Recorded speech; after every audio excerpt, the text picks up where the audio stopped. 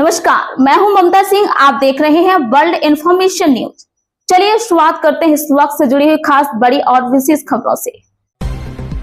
प्रयागराज में स्वर्ण आर्मी की महापंचायत, आर्थिक आधार पर आरक्षण की मांग, यूजीसी रेगुलेशन पर उठी आवाज। प्रयागराज से इस वक्त की बड़ी खबर। स्वर्ण आर्मी के राष्ट्रीय अध्यक्ष सर्वेश पांडे के नेतृत्व में आज एक विशाल महापंचायत का आयोजन किया गया।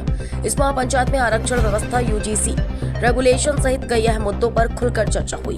प्रयागराज में आयोजित स्वर्ण आर्मी की इस बड़ी महापंचायत में प्रदेश के विभिन्न जिलों से बड़ी संख्या में कार्यकर्ता और समर्थक पहुंचे। कार्यक्रम का नेतृत्व स्वर्ण आर्मी के राष्ट्रीय अध्यक्ष सर्वेश पांडे ने किया। मंच से संबोधित करते हुए राष्ट्रीय अध्यक्ष ने कहा कि देश में आरक्षण व्यवस्था आर्थिक आधार पर लागू होनी चाहिए। उनका कहना था कि समाज के आर्थिक रूप से कमजोर वर्गों को समान अवसर मिलना जरूरी है, चाहे वे किसी भी वर्ग से आते हों। इसके साथ ही यूजीसी रेगुलेशन को समाप्त करने की मांग भी जोरदार तरीके से उठाई गई। मंच से वक्ताओं ने कहा कि मौजूदा नियमों में बदलाव की आवश्यकता है, जिससे छात्रों और शिक्षकों के हित सुरक्षित रह सके। महापंचायत में मौजूद कार्यकर्ताओं ने नारेबाजी करते हुए अपनी मांगों का समर्थन किया। सभा के दौरान शांतिपूर्ण ढंग से विचार विमर्श हुआ और संगठन की ओर से भविष्य में आंदोलन की रणनीति पर भी चर्चा की गई।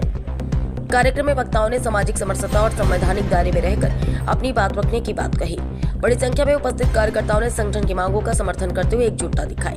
स्वर्ण आर्मी की इस महापंचायत को संगठन की आगामी रणनीति के लिहाज से अहम माना जा रहा है।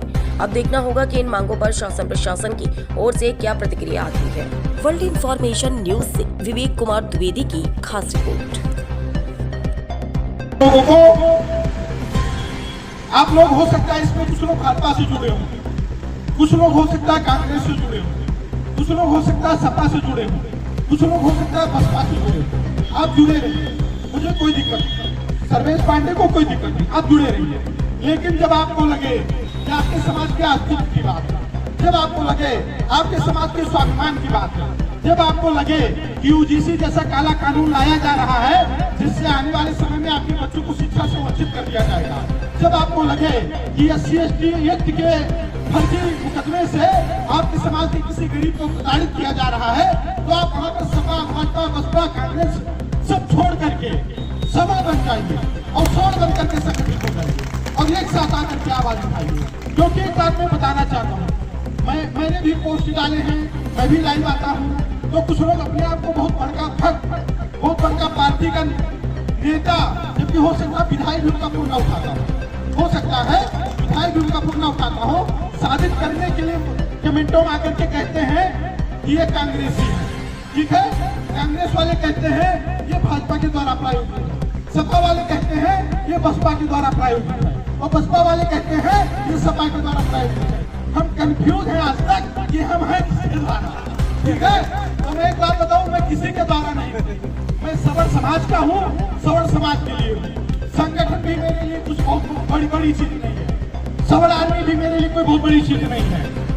मेरे लिए बड़ी चीज मेरा समाज है। सवर्ण समाज के लिए मुझे पार्टी की सीमा लांघनी पड़ेगी, अपने संगठन की सीमा लांघनी पड़ेगी, सारी सीमा में लांघ जाऊंगा, सिर्फ समाज के लिए लड़ूंगा। तो मैं बताना चाहता हूँ कि पार्टियों से ऊपर उठ करके जब समाज की बात आवे तो आप लोग संगठित हो जाएंगे, क्योंकि ये पार्टियां तब भी थी जब आप तब भी थे जब पार्टियां नहीं थी, और आप तब भी रहेंगी जब पार्टियां नहीं रहेंगी। 1857 में कौन सी पार्टी थी? कोई पार्टी नहीं थी। 1950